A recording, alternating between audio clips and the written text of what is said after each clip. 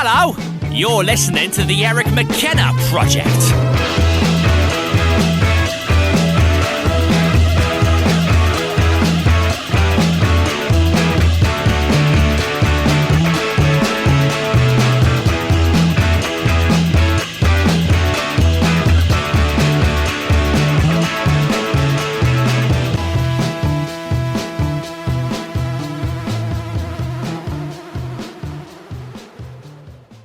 We don't even introduce anymore. We just kind of go into stuff, you know? Good to see you, my friend. Good to see you, Eric. Thank you for having me back again. Well, it only took them, I don't know. I guess there was some little obstacle called, I don't know, what was Corona or something? Corona like drink, that. Corona beer, coronavirus. Exactly, yeah, coronavirus, that's man. it. Yeah, a little bit of an obstacle in there. Exactly. I was here, what, about a year... Almost a year and a half. Yeah, about a year and a half since you were last here. Yeah, and you were supposed to be here roughly last year at this time, right? Exactly. Is that about right? I think something like that. So, yes, you had invited me. You sent me this beautiful video invitation. That's I loved it. I don't think I've ever gotten a video. Don't tell them my secrets. I don't think I've ever gotten a video invitation from anyone. This was so good. Yeah, I like to do that. I could do that special stuff, but a lot of stuff I want to talk to you about. So obviously, without going into crazy detail, I will not put you on the spot with respect to you first and, of course, your profession. But how are you as a man, as what you do and charity work you do, how is all of that affected by Corona? Take me back to this time last year, if you can. Yeah, let me tell you, really interesting. I mean, last year was just a crazy year, a terrible year from a healthcare standpoint. I mean, first and foremost, I'll say on behalf of Hope for Ghana, prayers to everyone affected by coronavirus. People who got sick, the people who lost their lives, families who will never be the same because of coronavirus. Right. My prayers go out to them, right. To business owners, to people I think everyone, all of our lives were affected. Business people. Yeah. I don't know that anyone wasn't affected by coronavirus, right? Yeah. So last year, it's interesting. I was supposed to go to Ghana on March 17th. I had a ticket on a Tuesday, March 17th. Remember. So that's Sunday. Let me tell you the events. You probably, because you're on my mailing list. I sent out an email on March 15th, Sunday. I forget the title. It was like just hope in the midst of fear, hope in the midst of uncertainty. I was going. It was the email saying, I'm going. I remember. I'm going on Tuesday. And actually, Ghana seemed to be the safest place on earth because coronavirus was kind of increasing here. The concern, the healthcare concern, the real concern was out there. Numbers were going up. Ghana, I think, had 2 cases. So I was counting, and I'm thinking, oh my God, please stay safe. I'm going. Like I didn't want to go into a storm there. Right. Sent out the email. I think like at 9 a.m. 2 hours later, I remember, the president of Ghana locks down his borders, does not want Americans in there, doesn't want Europeans, doesn't want Americans. And it was the right move. Yeah. He was protecting his people. He did the right thing. And so I sent out another email. I remember. A mission, not canceled, but postponed. Right. So, so that Tuesday I took off. I took off that day. Even though I put myself back in the schedule after that, but I took off that day like almost to honor the day I was supposed to leave and go to Ghana. And I remember I did a video, and I don't do a lot of videos of myself, but I did a video in my living room, and I talked about that I wasn't going to let COVID stop Hope for Ghana's mission. Right. So the initial point was, in my mind was, all right, I was supposed to go back to finish our second school. But at that point, in the midst of this coronavirus, really the panic all over the world, not just in America, but all over the world of this healthcare crisis, finishing a second school was almost irrelevant at that point. Like in the middle of March of 2020, it just seemed irrelevant. So I remember doing this video saying, Hope for Ghana stands ready to help the people of Ghana. So we actually, Hope for Ghana, created a coronavirus crisis response. Okay. So with my ground operations assistant, and I'll talk more about him, this guy Senya, this guy I work with, my right-hand guy, my ground operations assistant, he's in Ghana. We were able to orchestrate delivering masks made in Ghana, everything from Ghana, masks, gloves, sanitizers, soaps, washing stations, all this kind of stuff, donating to hospitals, healthcare centers, and village to village, giving this stuff out. So we created this wonderful effort that was really beautiful. So I thought, we almost had to like reinvent ourselves. What is Hope for Ghana going to be right now? Well, let it be a coronavirus crisis That's response. what the world needed right now. The world needed that in March and April of 2020, and we did. We supplied hospitals, I think about 6 hospitals, 10 health centers, and thousands of people with all that kind of protection. Wow. We actually had our own because they were running out of supplies like we were running out of supplies. Yeah. I couldn't find the masks anymore. Yeah. I couldn't find the sanitizer anymore, just like everything was going off the shelves here in America. Incredible. So we had a tailor make us beautiful 3-layer, like, I'm telling you, Dr. Fauci would be proud of these masks. I'm telling you, these masks are incredible. We made thousands of them. Wow. So the tailor and all his apprentices were busy making these masks for us. Right. My friend Senya was mentored by a doctorate student, a pharmacy doctorate student at one of the premier universities in Ghana. Mentored how to make sanitizer. We made our own sanitizer. There's a Hope for Ghana sanitizer out there. Oh, really? Yes. It's not on the market, but we made thousands of them and delivered them to people. Wow. So yeah, so that's what we did kind of March and April. And then it kind of hit me like around May or so that I'm not getting back to Ghana so soon. Like it was clear. Mm-hmm. It was clear that the borders were shut. Really the world was kind of shut down, right? I mean, everyone in America, but really the whole world was shut down. So I thought, what can I do? Right, I'm not going back to build a school, but we do those water projects, water boreholes, where we bring fresh, clean, potable water to villages. Right. I can still work with my engineer there. Okay. Work with Senyo, the ground operations assistant, and implement those projects. I can get money with him and really remotely work. I was remotely working basically. Okay. And implementing through Senyo water projects. We delivered over 10 water wells. These boreholes, great water wells, to villages over there. And we're still doing it. And you weren't even there. I wasn't even there. I wasn't. Wow. I could do it all remotely. And again, that's how you just had to reinvent. I think we all had to reinvent ourselves. I certainly did with my charity, because otherwise the mission would have stopped. Right? It would have just stopped for a while until I could get back. But I didn't want to do that. What was the overall impact of Ghana with COVID? I mean, how were they hit? To what degree? So it's interesting, and I'm telling you, God must be watching them, because I'll get to the answer in a second. But had COVID hit Ghana and these African nations like it hit America and Europe, they would have been crushed. Their healthcare system is so fragile. It is so fragile. It would have overwhelmed the system. So thank God. I mean, the system is just not a great medical care system, with all due respect. So their numbers are amazing for a country of 28 million people. They've had to date, I think, like 90 or 95,000 cases altogether. That's it. That's like nothing, right? It's nothing. And deaths, they've had about 750. Total for the whole country? Total in all of this year and some months. Yeah. It's amazing. Wow. Isn't that incredible? So either they're really, really, really blessed, or is it being underreported? There's always a question of that. Mm-hmm. The cases being underreported. Is it testing not happening as much as in a developed country? Mm-hmm.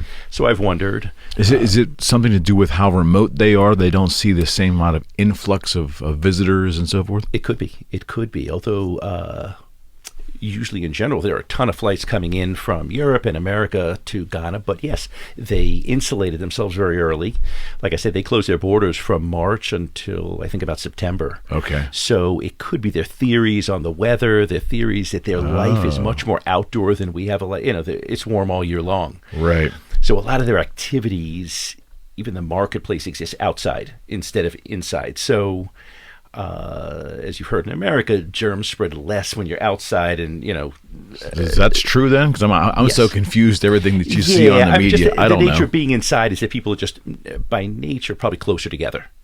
Outside, things are a little bit more spread Doctor? out. So just again, just general, because I hear that. And at the same time, we also did a lockdown, and for a lot of people, lockdown meant stay at home, indoors. So there's kind of a mixed message there. Exactly. So I'll tell you. So the lockdown was the purpose of that initial lockdown, like March, April. I forget how long that lasted for a while. Okay. That lockdown was so that nobody sees anybody. I mean, except if you were an essential worker. I know in your field of work, I don't think you could go into homes, right? You couldn't see clients probably, right? So that lockdown was more, no one should see anyone. If I'm not seeing you, I'm not passing my germs to you. Forget indoors, outdoors, forget anything. Got it. It was more of a lockdown because what potentially could have happened, there could have been a huge surge in cases. And so by locking down, we kind of, as they called it, flattening the curve. You never got to that huge surge of cases. Because that would have overwhelmed our healthcare system. As good as it is in America, we would have overwhelmed that healthcare system. Okay. So that lockdown wasn't about, is outdoors better than indoors? It was, nobody should be seeing each other. Okay. Don't even go to the supermarket if you don't have to. Because that initial spike could have been incredible. So incredible. Yeah. When they did, when they looked at the potential of what that could look like, and they learned from Europe, Italy was a mess. And, I remember. Right. Of course, China, but many European countries were in the midst of a mess. They looked at what their numbers looked like, so we learned from them. Okay. So the whole purpose of that was not to get that spike, because and we saw a little bit of it in our second surge in like November, December, January in this country. Yeah. Even here in Pittsburgh, I mean, the healthcare system was pretty overwhelmed, and many states, many cities were pretty overwhelmed. Okay. So that was the purpose of that. A little bit different. Okay. But, I don't know if it was, I get it. And see, you explaining it makes complete sense to me. But I think oftentimes we're getting so many mixed messages. It's kind of hard to differentiate. Sure. Sure. And so the theory in Ghana is maybe that their life is a little bit more outdoor. Got it. And just spread out a little bit more. Than everyone in a store together, everyone inside. But who knows? But I'm going next week. Right. So right. I feel great about it. I'm excited. I know you are. I'm excited beyond belief, because I haven't been there since I can tell. 2020. I couldn't go at all. Yeah, that's right. But part of me wonders, like, what am I going into, right? Am I going into their storm, their coronavirus storm? But could theirs just be delayed? I mean, is that how it could work? I mean, they would go through their issue like we went through our issue, which is a year later, maybe. So it's hard to say. They did everything a little bit later. It's interesting, when we were kind of really accelerating in March, and like I told you, when I had to cancel my trip, my trip was canceled for me. They literally had 2 cases. So they were a few weeks after us. A few weeks later, 3 to 4 weeks later, they started surging again. Minimal numbers compared to us. Got it. Same thing. They had a second surge, just like we did in November, December. They just had one about a month ago, like in February. So some things, for whatever reason, they're a little bit later than us. But now the numbers are down there.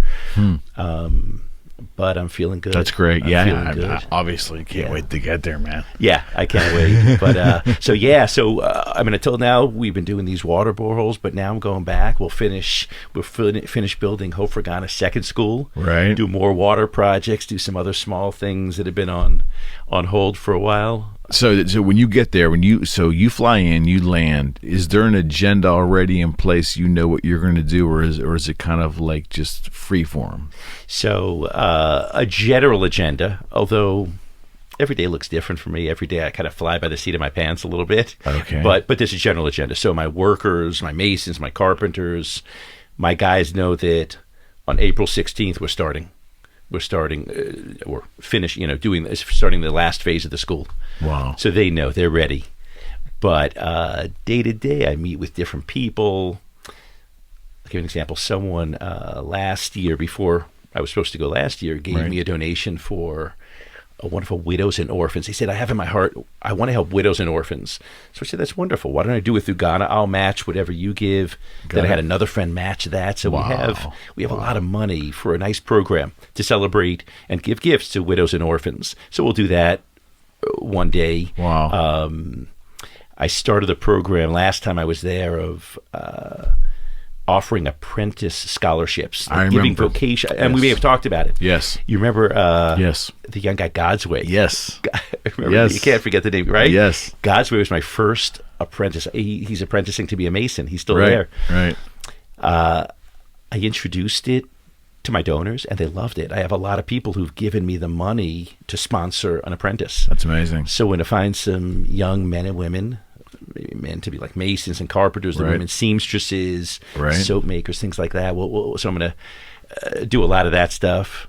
So on any one day, I could be doing any one of those projects or part of those projects. So you're like kind of like there's this you're like the ringleader of everything. I mean, you're the general contractor with all the subs out there. You're the one just making sure that the entire vision goes. Absolutely. And each part's working together. That's exactly right. I'm not lifting the heavy block. I'm not mixing the cement, if that's what right? So I'm not doing that. But my vision is I want to build a school. So it's the vision that comes from here. Of course, on this side of the world, the fundraising, absolutely, and all that goes into that, and implementing it on that side, and creating the team, creating the infrastructure. Right. So what I have there is the infrastructure. I got the masons, carpenters, water engineers. Absolutely. I feel like I have everyone that I need, or I know enough people who could get me the people. That's what you need in life, right? You either have to know something or find the person who know someone who knows how to do something. I know we hit it a little bit last time, a lot last time, but talk again about how the not transition, but the addition of the water wells became part of your mission. Because in the beginning, I think it was schools, right? It was actually libraries and schools, right. So so I'll give you a little background of the waters. It's a great story. I love the story. So just so you know, and I'll remind you probably know, but viewers may not remember, I've been in Ghana for 35 years. It's a long time that I've been there. I went as a young medical student, and I just fell in love with the people, fell in love with the country, the people, and I would go back year after year doing medical work.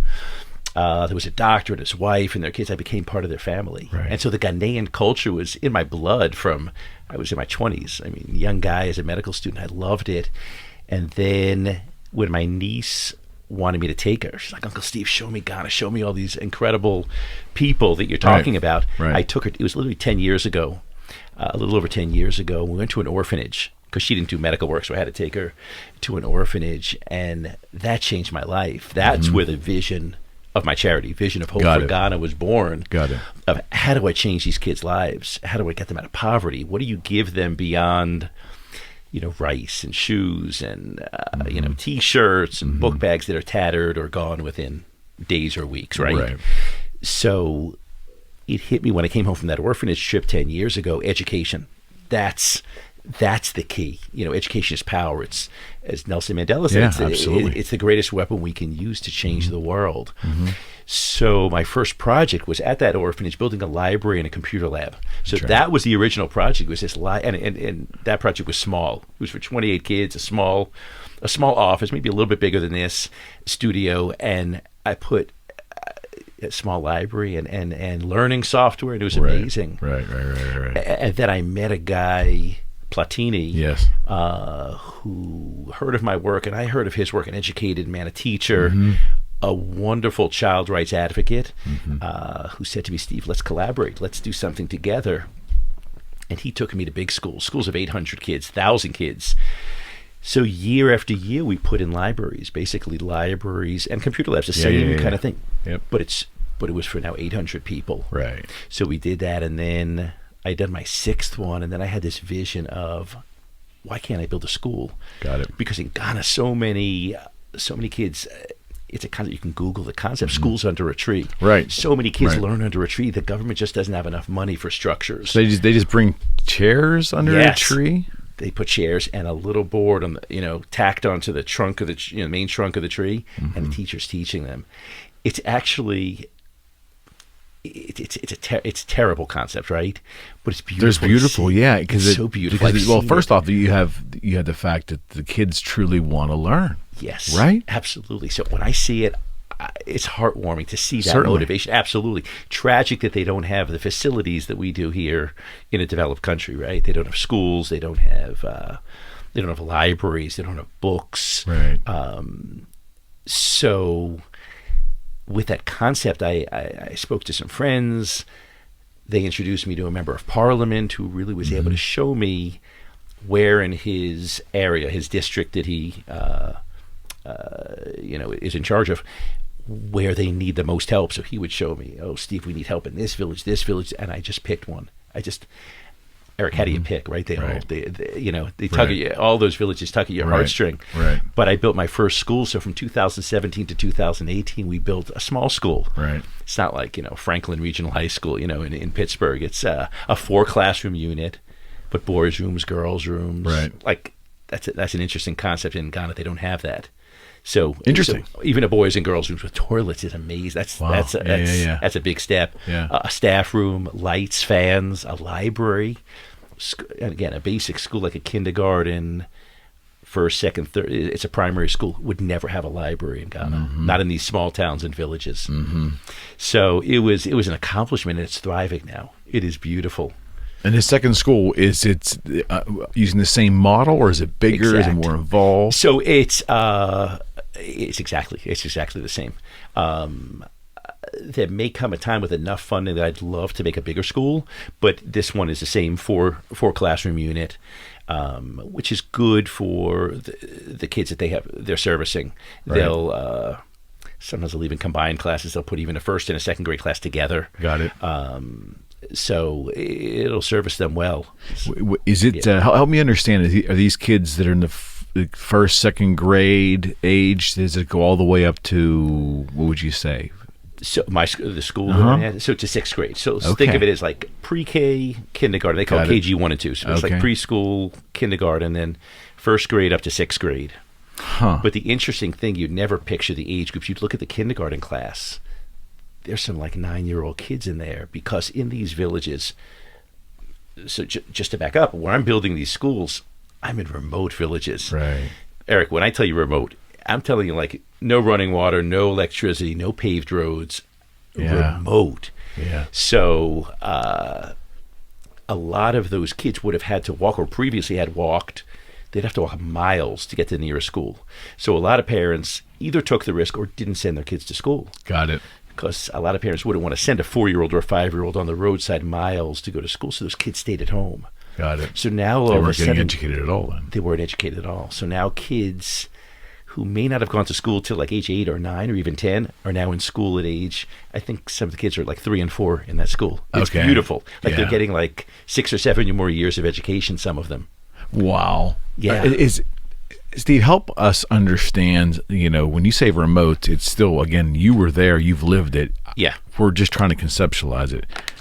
Does the government even have like birth records on all these people? Do they, how the accountability in this country, we're all dialed in, there's no hiding from anybody. It's the way of life that we live in a first world country. Right. This is everything turned on its head, right? Turned on its head. Most kids do not have any birth certificates. There are a lot of kids. That's incredible. I'd say many kids in Ghana that don't even know their birthday.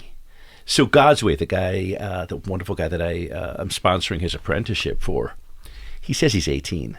We think he looks about 18, 19, maybe 20. Wow. He doesn't have any birth records. And his parents don't know. They don't read or write. Right. So it's, this is the state of affairs there.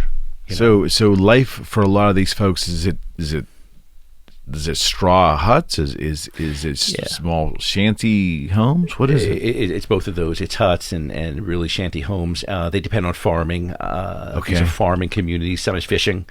Ghana is a coastal country, so it's most of the people, if not educated to be teachers or the rare few that are higher professionals like lawyers and bankers, but in the small towns and villages, most of them are fishermen and farmers. So it's that poverty on that level. Poverty on that level. It's literally hand to mouth. Hand to mouth. What you farm, you hope to feed your family with.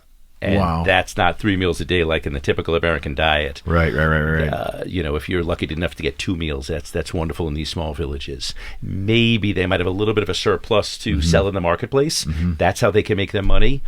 And they might do other things, distilling their own, their homegrown wine or other things. But it's farming, fishing, and some side jobs. I'm just trying to paint the landscape. So is I'm guessing in certain areas, and obviously for the school, there's some kind of plumbing there, right? Is there? So that the local municipalities would handle anything? Nothing. So let me tell you. So there was no running water into this village. So you'd ask yourself, well, how do you build a school without water? Right. So that kind of brings me to the next chapter of Hope for Ghana's vision, bringing clean, potable water. So I realized in building the first school in September of 2017 that my construction guys needed water for the cement, mixing cement. And we wanted to create sort of a poor man's flushing system for the toilets. Okay. Basically you send water Okay. Through a pump. You pump from these water wells that you build, you pump. Okay. You send it to this big poly-tank reservoir, basically a water reservoir. And by gravity, you could have it flushing the toilets. Okay. So I hired an engineer, and he does this on a regular basis. And within a day, he can drill it within a day. And then another day to fix the pump. And I realized afterwards that women were lining up. It wasn't my construction workers that were using this water, but women were lining up with their pans that they put in their head in buckets. Yeah. It's like pottery, right? Or pottery. It could be, or it could be just simple steel, metal pots. Okay. But I realized the story behind this, the whole water crisis that's going on not only in Ghana and in Africa, but probably in a lot of parts of this world. That women, I realized, were spending hours each day fetching for water, for their daily needs, for drinking, cooking, cleaning their clothes, bathing. They would walk miles, women and children, and only to fetch dirty water. The water was filthy, usually maybe from a river stream, often a river stream where cattle were drinking. I mean, animals were defecating. It was horrific. Mm-hmm. So all of a sudden they had this clean, fresh, potable water. Mm-hmm. So what started out as this really functional venture on my part for the school, right, became this. I realized could be like maybe the greatest, like a humanitarian thing you could do for a village. So we have now gone from village to village. And that's what we do. We're building, drilling for these water boreholes. Mm-hmm. We've done to date almost 20. Really? Almost 20 boreholes. It's up to 20 now. Up to 20 now. Thanks to, we'll talk more about Senyo, but he's been doing that. He's been doing that. Like I said, I kind of gave him the green light. As I worked remotely, I gave him the green light. He did 6 in the fall of 2020, and he's now... we're in a new region. We ventured out to a new region. He's on his first road trip and his first adventure, and we're doing about 6 or 7 of them in another region. Could you talk a minute about the absolute importance, how everything just starts with water? Because we take that so for granted. We see photographs, I'm sure, and, we've always seen photographs of in Africa, the women generally carrying the...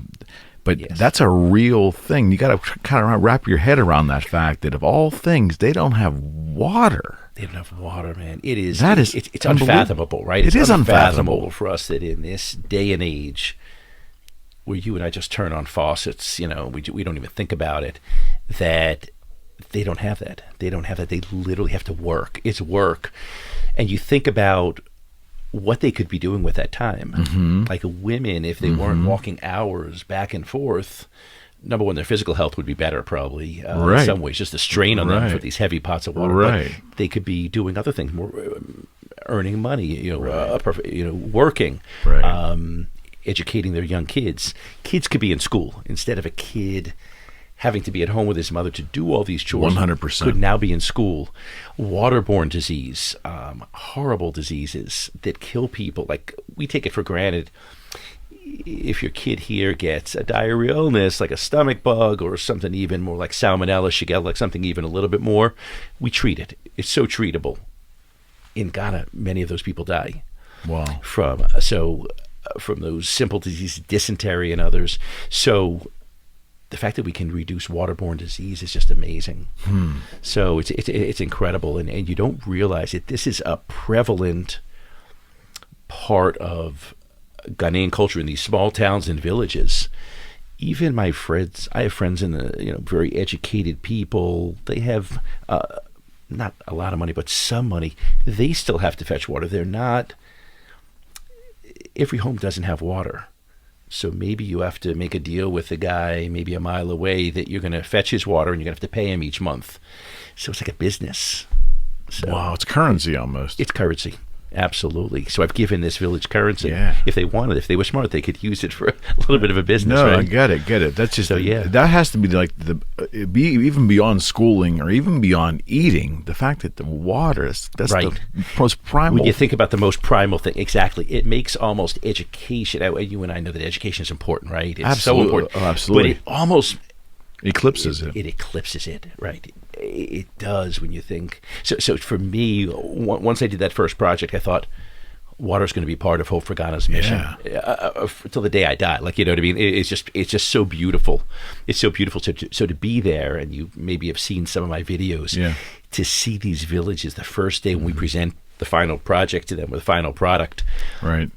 And we turn on the faucet and the water's going. They're collecting clean water. There is jubilation. I mean, there's can't dancing, imagine. singing. I bet. It's beautiful. It's whatever you see in the video, it's like 10 times as heartwarming in person. I can't imagine. So, yeah. I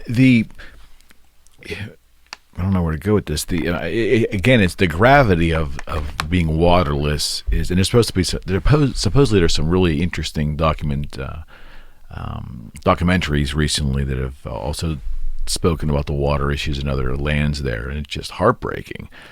I mean, that had to be, I don't know, you were gone for 35 years, right? So you obviously knew of the shortage of education and water and food and so forth.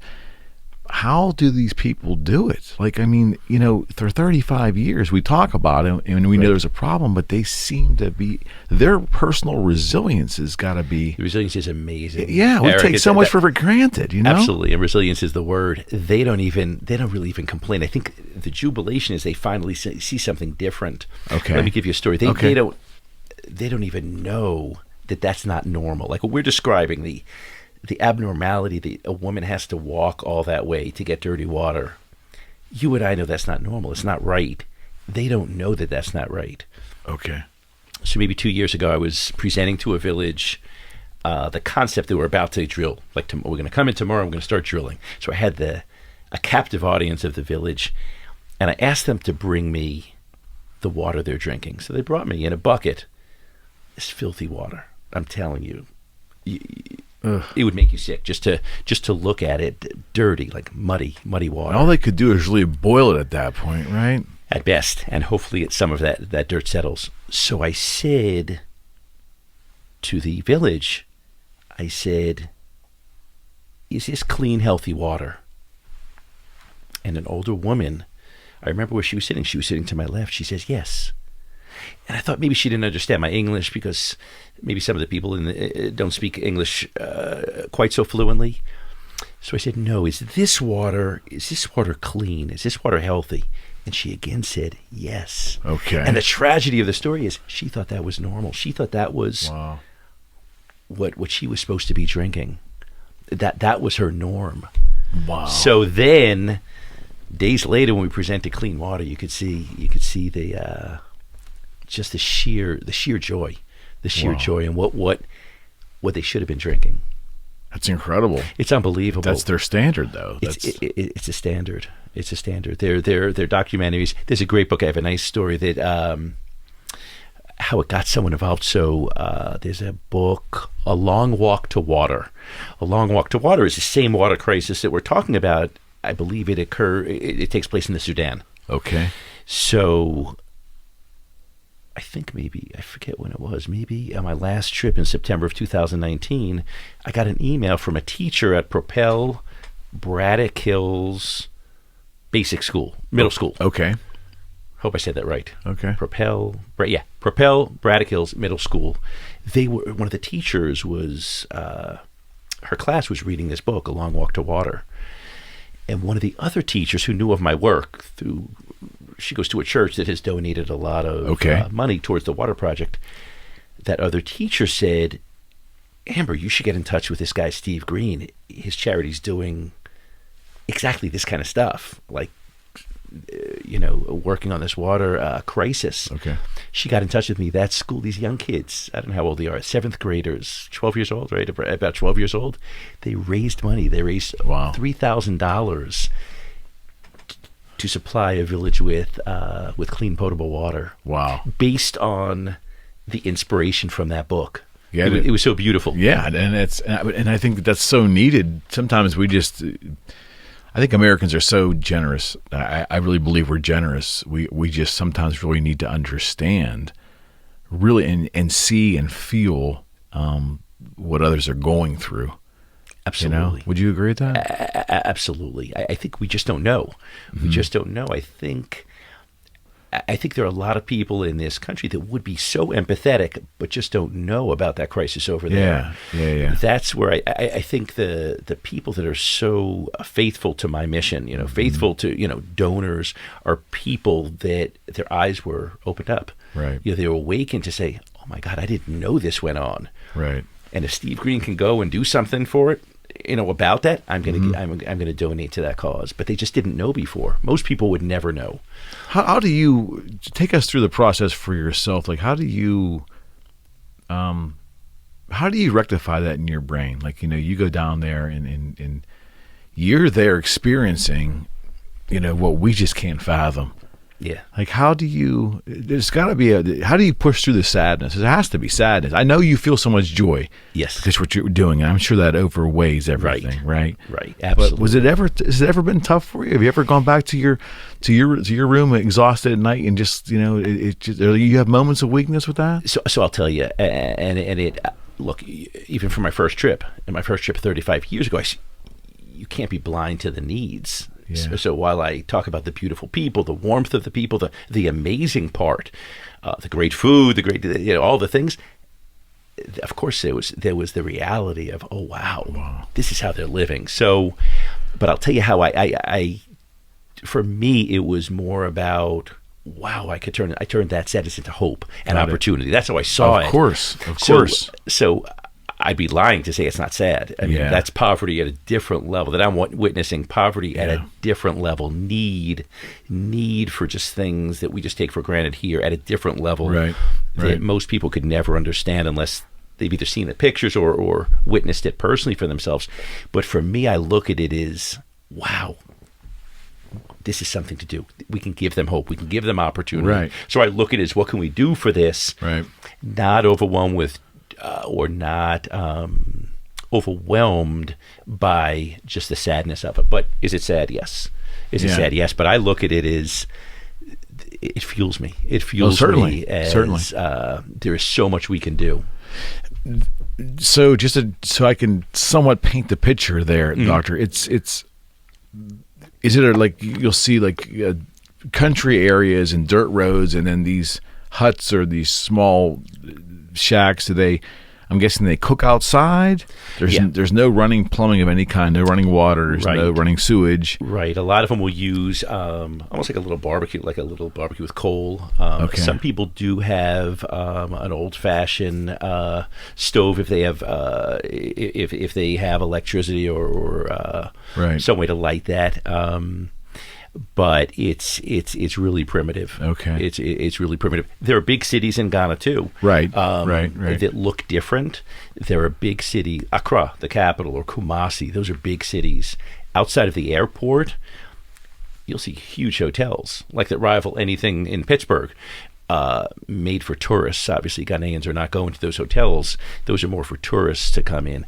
But outside that tiny perimeter is what I'm describing. But especially when you get into the smaller towns, the small villages, that's where the government money is just the government has forgotten them. The money has never gotten to those areas. Are there, like those towns, are there police forces? Is there any kind of organizational structure of any kind there? There is. There's police. They have a fire department. There's like in much of the developing world, a lot of corruption. People get paid off. Like ambulances? Yes, they do. They have that. They have ambulances, police, fire department. I'm trying to think what else. So basic, that basic structure they do have. Okay. Yes. But basically, for the most part, they are on their own. They're on their own. And again, there's some schools, there's some schools, but the best schools are in the capital city. Those are where that's where the great majority of the schools are. In so much of this area where I am, in the more remote areas, there's just a lack of schools.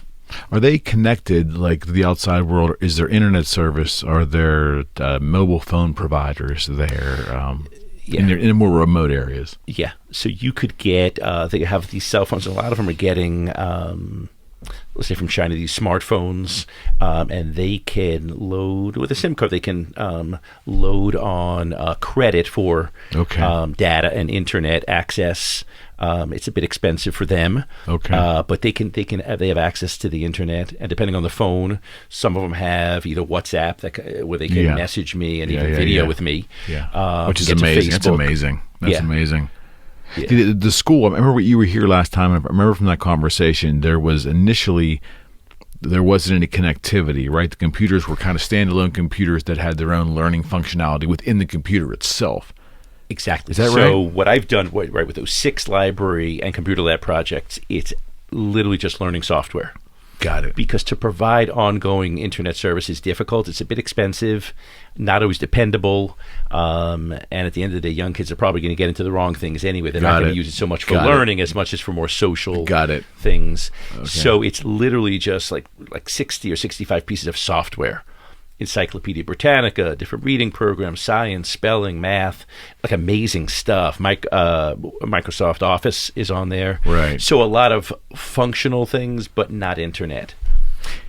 It's an interesting concept. So there's I wonder if you mentioned the name because nothing's been determined yet, but there's a local university that they're thinking about maybe providing virtual classes from Pittsburgh into my new school. Wow. And so they would hopefully help create a computer lab with internet, with Wi-Fi, and the ongoing expense. Wow. So we take so much for granted, don't we? It's it would be amazing if they can supplement their own education with virtual classes, from Pittsburgh to help them out.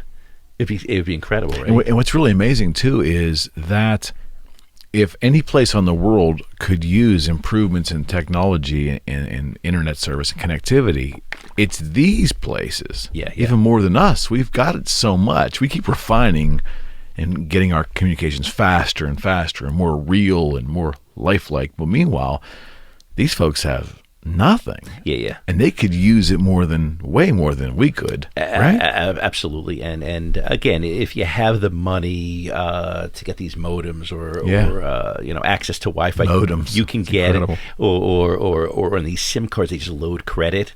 That's what it is. You just keep topping off the credit. You can get access. It's just difficult for most people. The average person can't afford it. What's interesting is the last appearance you were on the show, we were in our first year doing this, and there was an incredible amount of influx of Ghanaians. Is it Ghanaians? Ghanaians, yeah. That joined the page and were commenting and liked our page, and it went from that's awesome. On the Eric McKenna page. Thousands. That's so awesome. Thousands. That's so good. Thousands, yes. Wow. Yes. So that was interesting. I was like, wow, they've got the phones, the mobile phones, I'm guessing of some kind. They love Facebook, If they have just enough credit, they can get on Facebook sometimes, sure. It's amazing, though. I mean, that's got to be almost, that has to be quite an unbelievable experience to them, just to see how that. Absolutely. They get exposed to that. Sure. Because what they learn of the outside world would have to be done through teaching. Or visuals through books, right? Exactly. Or it's more realistically now on Facebook. Now they see this. When I post stuff and I tag you, they know the Eric McKenna Project. They can watch our podcast. And I think a lot of them did. Right. It's just really amazing to me that we take we take so much for granted, Doctor. And we do. I'm astounded. Like the water component is like a whole nother mind issue for me, because you turn on a tap 4 times this morning to make my coffee, to fill my coffee jug. We took a shower. Yeah. We don't even give it a second thought. We don't think about it. Or even electricity. So over on top of the roof of the school, I put solar power. Did you really? Yeah, on both schools. So there's electricity 24/7. So it's amazing. So imagine a school lit up at night in a village without electricity. It's like a beacon. It's a beacon, right? And so I would love the community to come.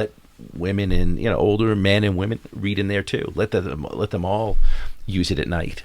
Is that happening? So I'm going to try to make it. What I'd love to do is make it bring in vocational training, like let the school function, until whatever it functions, like 2:30, like typical Pittsburgh school. But I'm talking to the headmaster about maybe bringing in vocational classes for young adults and young men and women in the evening. And open the library at night so that the kids can go there, but the parents can go there. Right. It'd be amazing. It would be so incredible. Talk about the weather there, because it is hot there. Am I right? Bro, it hot. is hot there. Oh, God. So if you'll never see a picture of me not sweating. You'll follow me on Facebook next week when I get there. It's hot. It's hot. They're 6 degrees above the equator. So, like, I'm sitting on the sun. I so can't I don't know. even It's imagine. just hot. So they have their rainy season and their dry season. Okay. I think they're soon entering the rainy season now. Okay. Now, what does that look like? Explain So what that they can means. get like monsoon rains, but maybe it might be for like an hour or two. It could be longer, but they get heavy rains, and then it's fine. But it's still hot. It's humid then, right? It's so humid. It is so humid. And then in our winter, it's more their dry season. Yeah, but still hot. I'm guessing those folks have never seen snow. They've never seen snow. Well, let me tell you. So it's funny. They have, and I remember this from India too. There's something called the Hamatan.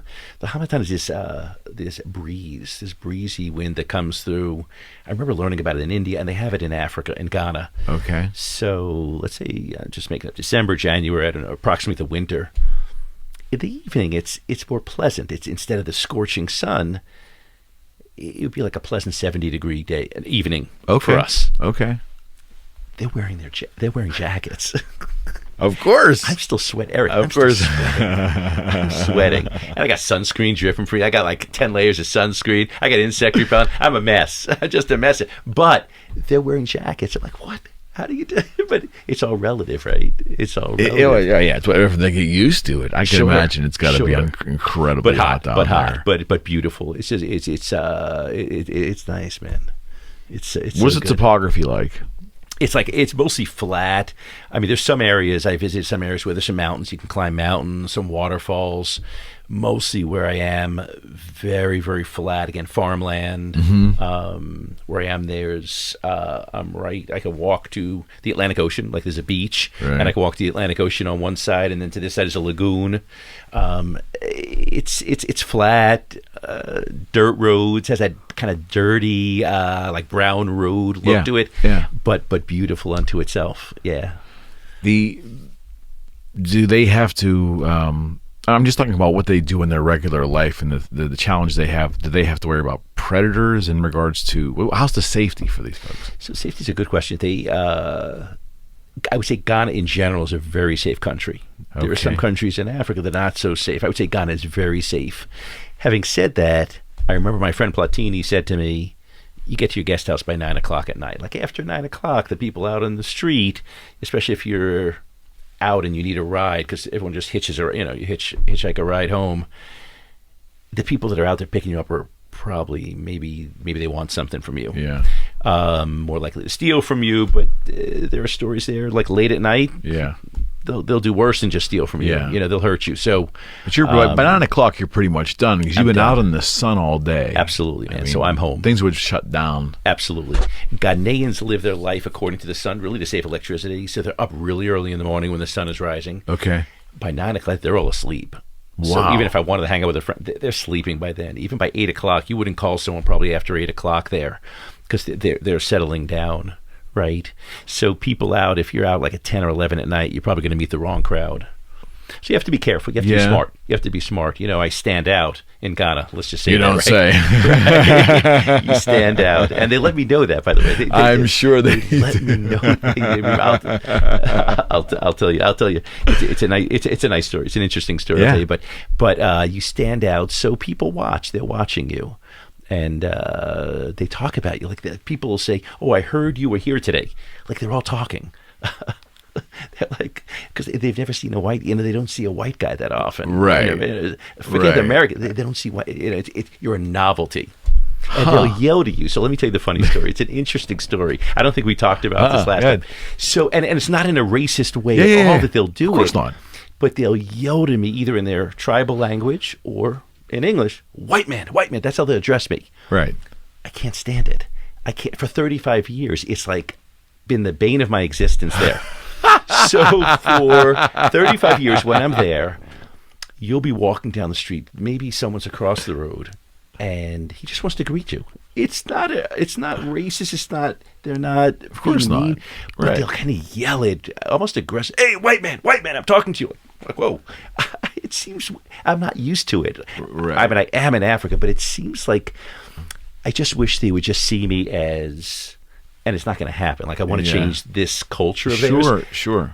But I'm not succeeding at it, Eric. I'm not succeeding. I want them to see me as not a white man, like separate from them, because they look at me as, oh, you're this American, you're here and we're here. Like they don't look at us as equal. That's a shame. It's such a shame. And so I'll one at a time I'll educate them. So I'll bring them over. I'll say, look, I said, why don't you ask me my name? I'll tell them, they'll say, oh, what's your name? I'll say, my name is Steve. Nice to meet you. I'll shake their hand. I'll ask something about them. I'll say, next time, you don't have to call me white man. Just call me Steve. Like it would be unusual for me to yell to you like across the street, black man. Like it would be unusual. So it's right. Yeah. Right? So certainly here in America, but anywhere, like I wouldn't do Not it. advised here in America. Unadvised, but like I was, I'm really sending the message, don't call me white man. I'm not that. I'm just Steve. Yeah. So I'm trying to teach it one at a time. Probably not working very well. It's not working. I've got 28 million people. Maybe I've tried that about 150 times. So I'm like at 0.001% of the population. But it's so That is cultural. so great, though. Yeah. That is so great. In the village that I started out as a medical student, they had a song for me. Okay. Well, not for me, for just white people. Because in Twi, the white man is Bruni. Yeah. So we used to sing the song, Bruni Kokobachi, ya, chichi, boom, boom. And the kids would be dancing every time I walked by. And now in Okay. this village, they speak a different tribal language. They'll be talking about Yavu, the white man. But it's so weird, isn't it? Yeah. It's a weird concept. And I don't know why. I should just like leave it alone. I want to leave it alone. But there's part of me that just wants to teach them I get it. that I'm the same as you. No, I get it. Like even my closest friend, Yeah. he'll be on the phone with someone. If the phone rings, we're together. Right. He'll say, "I'm with the white man. I'm with the white friend." Like, no, you're not. You're with me. Yeah. It's weird. Yeah, right? that, But I would imagine that's kind of strange. it's yeah. strange, but it's so not. It's not like It's we. not would think. intimidating. It's not intimidating, no. and it's not aggressive. It's not racist intended at all. But I think of it like separatist. Like, why can't I be the same as you? Yeah. Like, I want to just be. Why can't we be best friends instead of you look at me Yeah. here and I'm there? Yeah. Oh, you're there. Yeah. Right? It's interesting. So you've been there obviously all these years, every year, multiple times per year. So you've seen things evolve there as we've evolved over here with technology and so forth. We're living in weird times over here. Forget the pandemic. We just with so much social media, and we it's a different discussion. But we've our whatever this means, our moral component in this country continues to get more and more loose, I believe, in regards to things that are acceptable in society, which might not have been acceptable 10 years ago. My point is, now that they have connectivity and they get little glimpses of our life, especially the youth over there, do you see them echoing or mirroring like the popular music that's here? They kind of replicate that, or maybe we're having social issues here that they're aware of that, some of that stuff, or maybe I don't know. I'm trying to understand what the mind of someone that does have a cell phone over there and might be 12 years old or 13 years old, like, and they're seeing glimpses of America, which probably looks pretty scary at times. How are they adapting with that? What do you see? Right. So they see both sides. I think for years, even since 35 years ago, they saw what they called the glitter and the glamour of America. Okay. They watch American movies that paint us as rich. I think that's what gives Ghanaians the impression that we're just wealthy, that money is falling off of trees. Okay. They really have that image. They really do. So that's Still. been there. Still.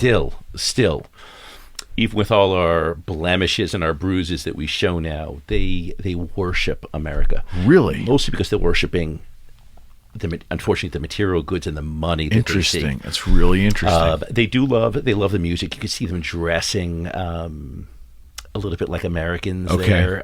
They Okay. have certainly their own traditional cloth. It's Right, gorgeous. right. But you can see the youth trying to look a little bit more American, even the styles, the way we Okay. wear our clothes, Okay. the way we wear our baseball caps. You know, they imitate, they hear our music.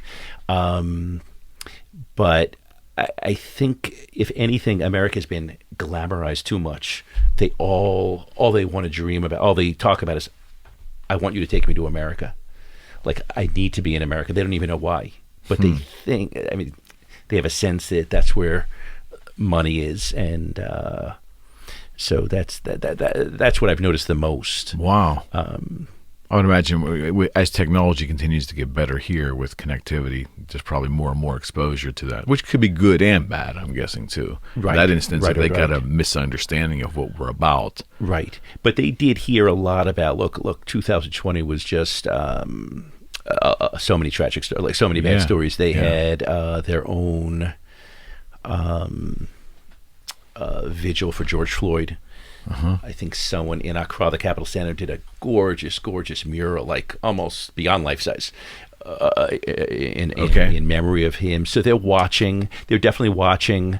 They echo or they reflect on things that former President Trump had spoken about in sometimes in not such good ways. I'll give you an example. So my closest friend, this guy Senyo, had said to me last time I was there, he was reflecting that I'm just different than most people that he's either heard of or met. That's a white person, certainly from America. He said, white people don't like us. I said, well, what are you talking about? Why would you say that? And there's just a mistrust, I think, in general. Their history of slavery, of course, dictates that. No doubt. But then someone calling their country a shithole country didn't help, right? No, not at all. So, right, it didn't help. Not at all. So they're listening. So they're seeing the glitter, but they're seeing the not such pretty side of us too, and hearing that stuff. So all I could do was remind Senya that no one man reflects me. You know, Yeah, it's one he man. doesn't reflect me. That's one man, That's and one no man. one man, Yeah. other than myself, reflects my Yeah. art. But so they're listening, they're hearing it. They went through an election. Their presidential election is right around when it was in December, just a month after ours. Okay. How does that look? How do they vote? So they have a democracy now. It's wonderful. Yeah. When I got there in 1986, they were in the hands of Jerry Rawlings through a military coup. So really, he was running the country based on a coup. But then somewhere in the 90s, and I was there for that first election, they started having elections. And every 4 years, and quite peacefully, it's amazing, elect a new president. But what happened this year in Ghana? And again, it was a contentious election, really paralleling America, like half the country, and half the country just polarized. Either you love this guy, not unlike us. Yeah. And the guy that lost was contesting that it was a rigged election. Go figure, right? Yeah. So, and I don't want to go down the road, but I think they're listening. I think they get ideas. Of course. They get ideas, Of course. right? Of course. Right? So it's... No, I understand. They're watching the good, the bad, and the ugly of us. I guess everyone does, right? Yeah. So, Go back to the towns for a second. So just so Yeah. we could help describe this picture for those watching and listening to the show. Are there areas where there's like these shanty these primitive style homes like clustered together, or are things more spread out there? Is it like, I kind of think like in my head I see a dwelling and then like just vast wasteland land or a little farm area, and then another, like, I don't know, quarter mile, another dwelling. Is it that spread out, or do they Right. live closer together? They live close together. And so in the towns, it's pretty congested. Okay. Even in the small towns, it's pretty congested. And they'll have concrete buildings, but Yeah. but one on top of another. Got it. There wasn't any zoning commission when those were built, I'm guessing. No. And I don't know how you'd find your way. I don't think a GPS would work there. I honestly don't think a GPS would work. But You never know. Google and Apple are pretty amazing. You never know. It's true. Just try it out when you go there. it's true. Actually, you can find the bigger town. On Google Maps, you can actually see some of the bigger towns. Like the tiny villages where my schools are, you won't find that. You won't find that Okay. anywhere. But the bigger towns, you'll see on Google Maps. Really? Yeah. It's that remote. You can see, yeah. Now, where you're working, are they clustered together, the dwellings, or is it more spread out like I described prior? So, Or is it a combination of both? it's a combination of both, but a village, for one village to another, has a big separate area, big farmland. People live sporadic in there? But within a village, it's one pretty close to the next one. Yeah, it's pretty close. Okay. Yeah, so there may be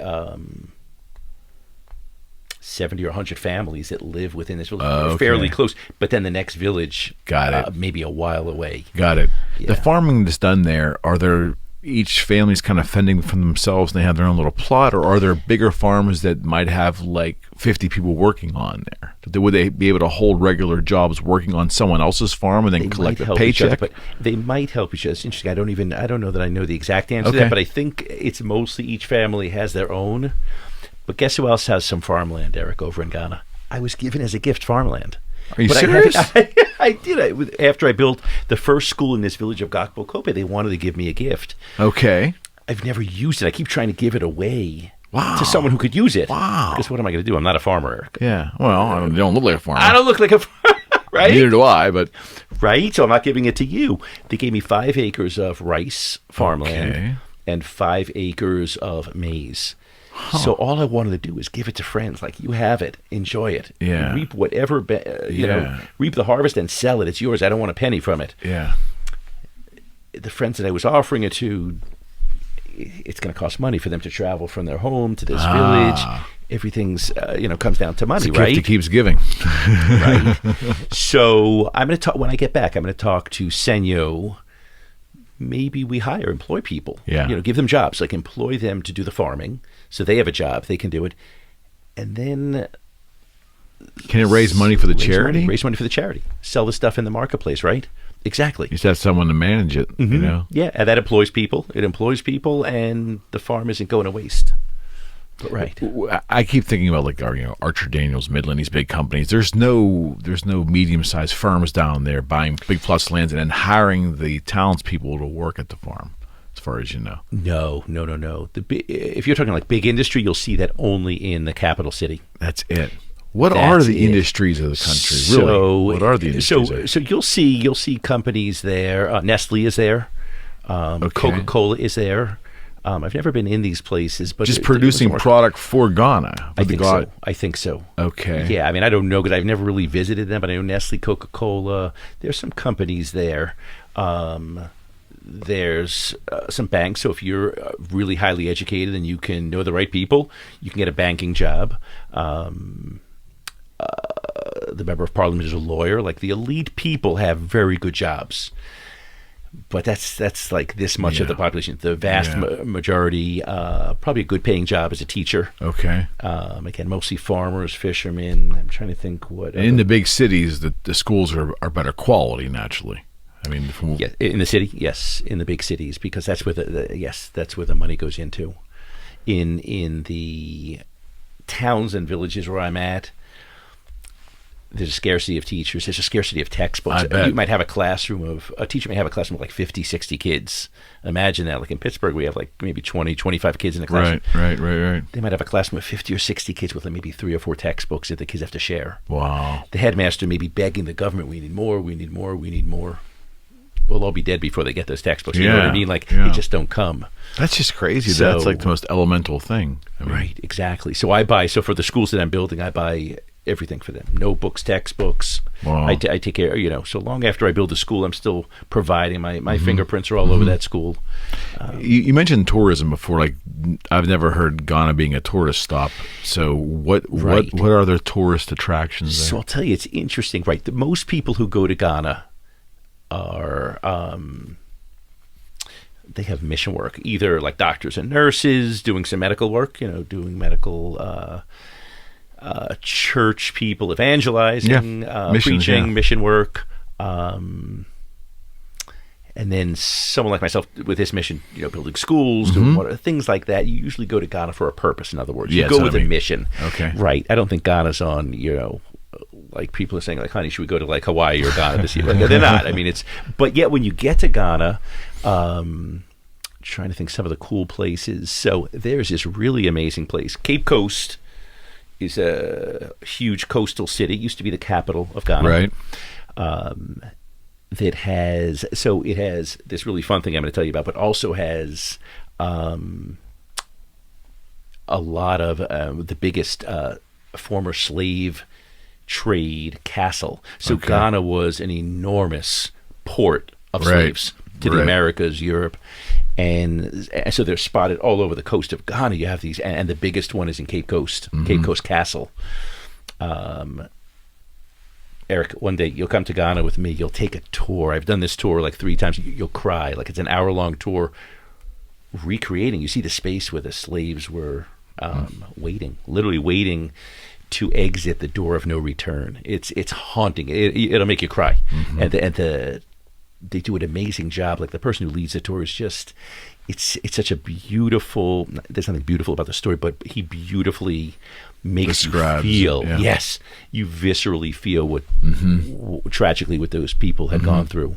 And then you see the last part of the tour is that door of no return that opens to the beach. It'll haunt you. But so we go, that's a tourist area. Barack Obama was there. In fact, there's a plaque where he was there. So in that same region, in that same town, city, what do you call it? It's a canopy walk. I think they're like 5 in the world. Okay. You're walking on this wood canopy. There's like a netting here. You're walking across, but there's underneath, it's like 100 feet below you is the like forest. So wow, you think if you fall, like it's amazing. I think there's one in Peru. There's one maybe in China. Oh, sorry. So you're walking at the top Egypt. of the canopy of the forest. Yes, wow. It's a canopy, and the width is just a little bit beyond like your body's width. No, thank you. No, it is fun. It is so much fun. Sounds fun to me. And you're going from one point to another, and like 8 different points to connect.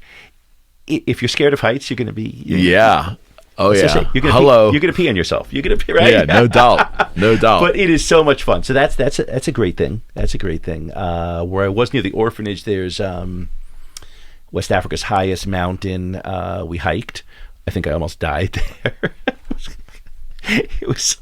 You should have come down than it is to go up, right? Well, there were 2 routes. There's one that's a little quicker but steeper. And so I thought I was taking all these wonderful orphans on the one that's a little bit longer but a little less steep. I think they tricked me. I think they picked the wrong one. I was like short of breath. Oh my really? God. Oh my God! I didn't think it was that bad. It was bad.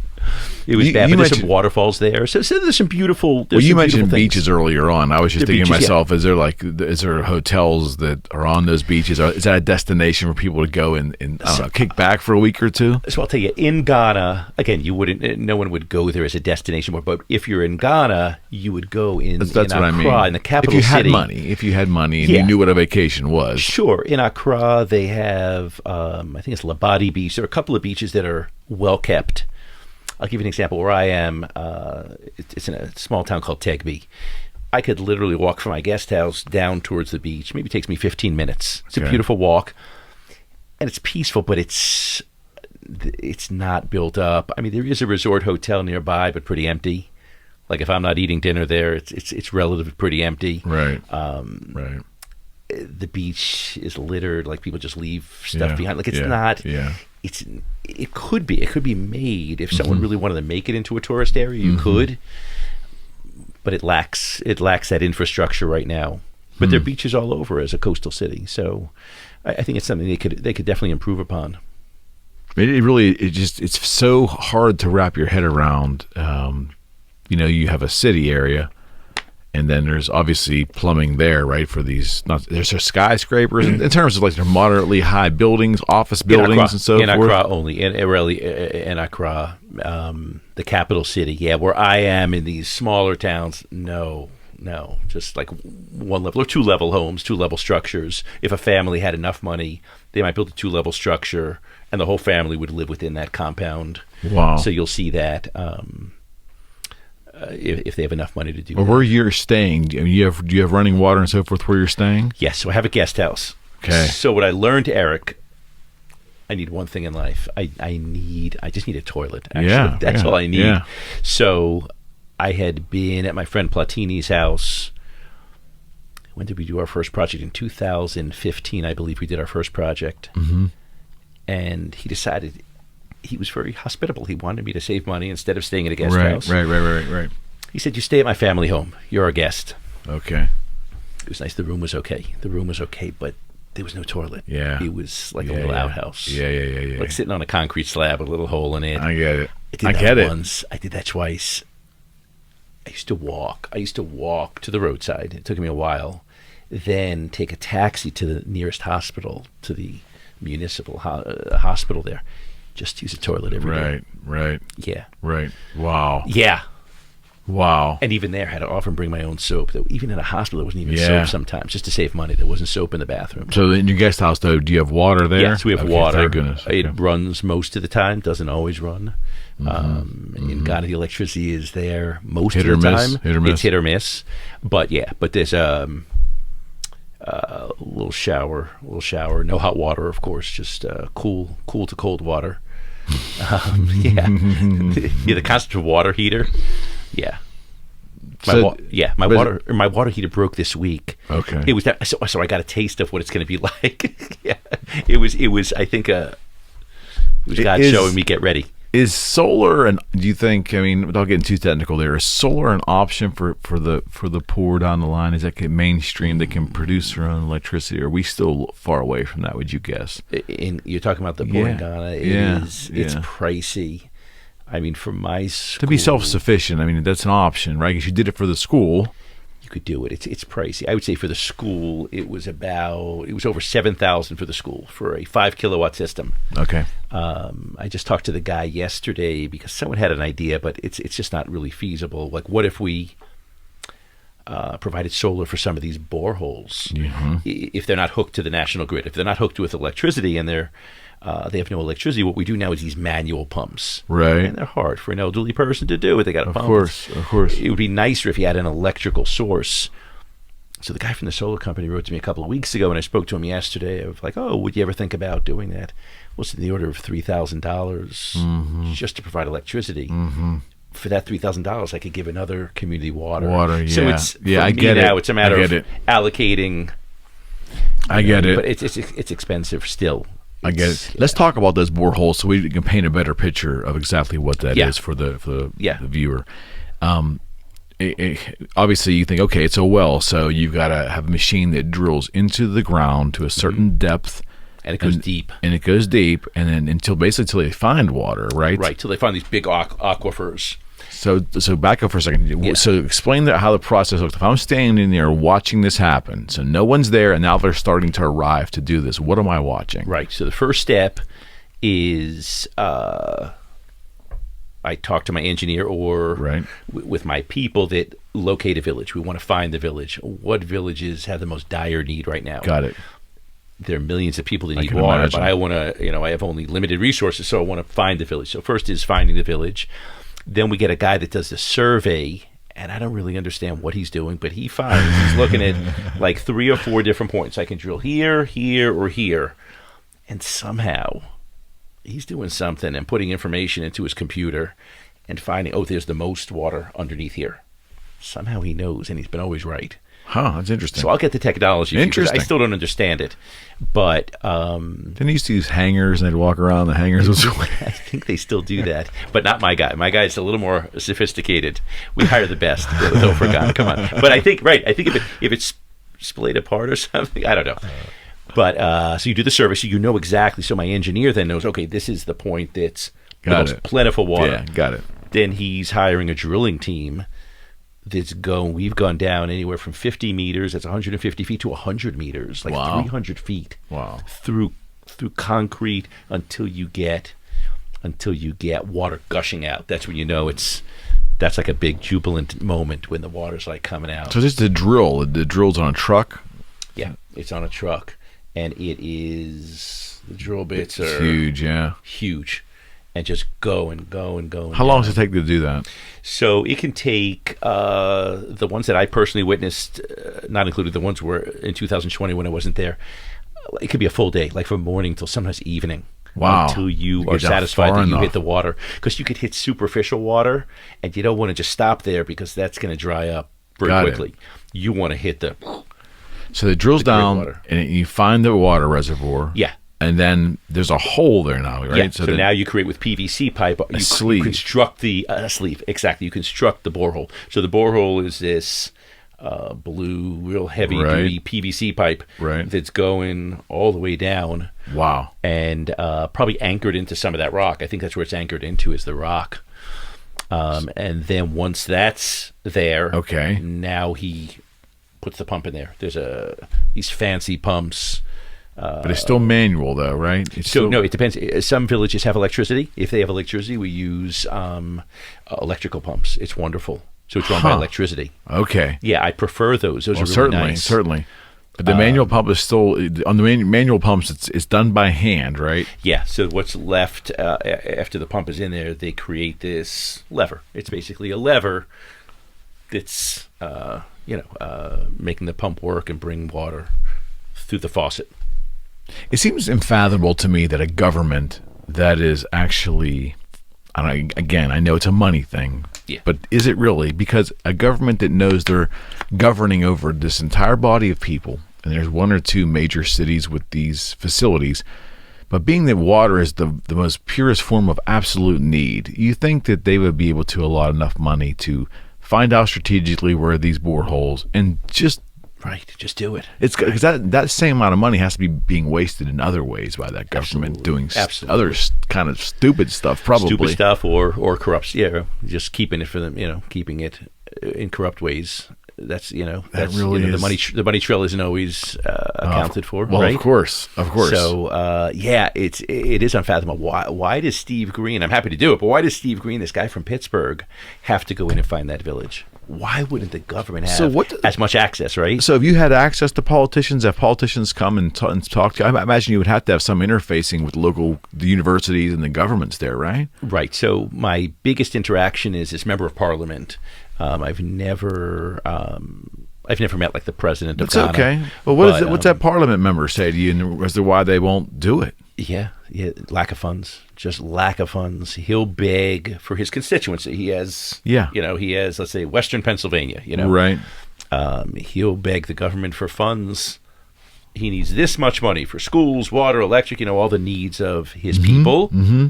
He needs this much money. He'll get this much money. It's crazy, though. It's crazy. Is that basic infrastructure that we just take again? Well, so it's not prioritized. The water, the distribution to those villages, to the people of the country, that's not a priority. Not a priority. That's insane. It's so insane, man. To the average person looking at that doesn't make any sense. Yeah, absolutely. If you don't have the money to put, pipe-borne water in front of your house, for even like in your home, you can put these pipes. If you don't have the money, you're fetching. Forget these small villages, even in a town, you're fetching at someone else's home for your water. I didn't even realize that for a while. I just assumed they had water. But my friends are telling me now, we've been fetching water for a while. I mean, I understand that the cost involved to provide running water through a street system and through individual homes, that's got to be exorbitant. I get that. But not even to be able to strategically put boreholes to service certain communities, I don't get it. Right, exactly. There is a village right now we're working on. My friend Senyo's in this the Bono East region. It's a region about 12 hours away from his home. He told me they're walking up and down like a mountain to get water. Could you imagine, with a bucket of water, coming back, going like up a hill and down like a steep mountainy area just to get access to a stream? That's what they're up against. Wow. Otherwise, they have no access to clean water. And I'm guessing most of these people couldn't possibly afford any kind of transportation. I'm guessing sporadically you'll see cars and so forth, right? You'll see taxis. So the taxi industry, going from point A to point B, drivers can do pretty well. I would imagine. People will spend a little bit of money to get from here to here with their goods. Maybe they come from the marketplace. But most people, I don't know anyone other than the member of parliament that owns a vehicle. Yeah, unless you're from a wealthy family, you don't own a vehicle. So you walk to places, like these kids walk to school. Most Ghanaians will tell you they walk miles to go to school each day. Walk to church, you just walk. Yeah. It's horrifying. It's craziness. It is craziness. And it's still, it's just so hard for us to Yeah. wrap our head around. It Yeah. is fascinating to me, though, that's the one thing, being that that's the most elemental form of survival is water, right? Right. And they can't at least put boreholes in, Right. strategically in so many places Right. too. That I have to do this it's incredible that or other NGOs from other places have to do this. But it's a joy to do it. So it's, we're gonna keep doing it, right? I totally understand, 100%, 100%. The back to the schools for a second. So the building itself has 4 classrooms. Is that right? 4 classrooms. 4 classrooms, and it's from K to 6 generally. Mm-hmm. The age differences depends on what that child has experienced when they started, right? Sure. When you first built the school, did you have any struggle getting people to come in terms of, like, they were used to, they only knew one way, whether it's under a tree or whatever their very primitive way of learning was? Did you have to show them, look, this is another way to do it, or was it pretty much they ran to the school? They ran to the school. A lot of it was just letting them become aware, like the headmaster would go on a little campaign introducing the concept. We just built this school. Hope for Ghana just built this. Look what it has to offer. They love the library. Okay. They love the water. They love the lights. There's a lot of glitter to it, of course, to attract a brand new school. So it wasn't hard. I visited. We captured it on film. I was with my video guy from Pittsburgh. He came with me 2 years ago, February of 2019, and we captured on film.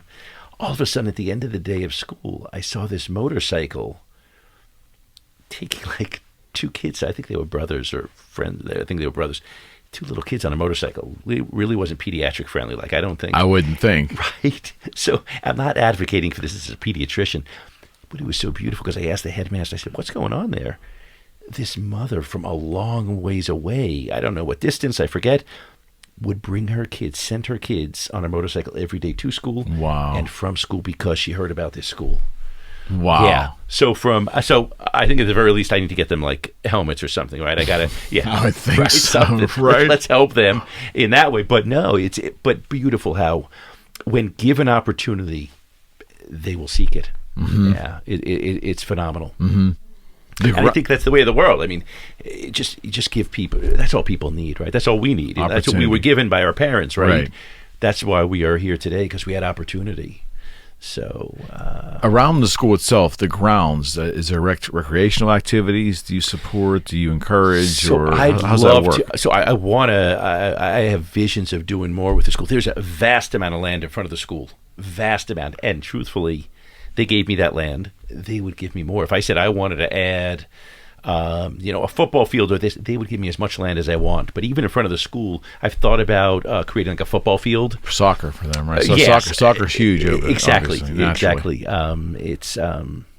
Did you see a lot of that? Soccer? They call it football. When you drive through those areas, though, do you see kids playing soccer? Mm-hmm. You'll see it's some of and nothing. It's not like a turf like we have. It's literally the dirt.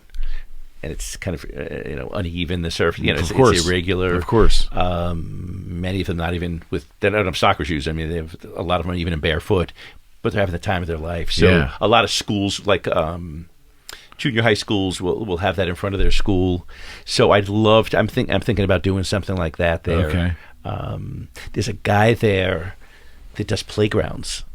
Almost like really? Like a little. I've seen his work, so I want to talk to him. I'm going to meet him when I get there in the next week.